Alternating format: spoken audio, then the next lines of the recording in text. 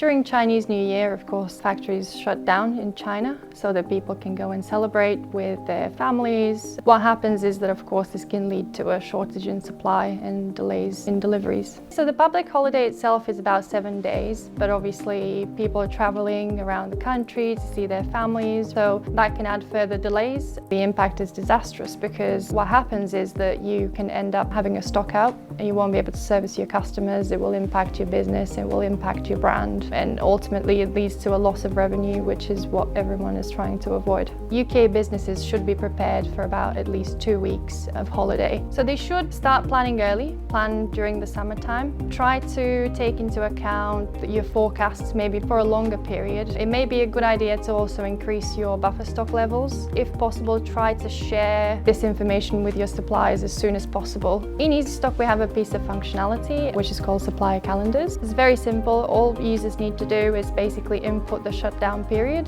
and then EasyStock will do the calculations for you. So EasyStock will look ahead. It will realize that, okay, we have this shutdown period, and then it will increase your buffer stocks, it will increase your order levels, and then it will order the right quantity to take into account the shutdown period. It still helps to have great communication with your suppliers regardless of these calendars. Based on my experience and some of the customers that I work with, it is really helpful to have something like EasyStock in place, because what that does is it takes away the stress of having to manually produce these calculations. It does it all for you.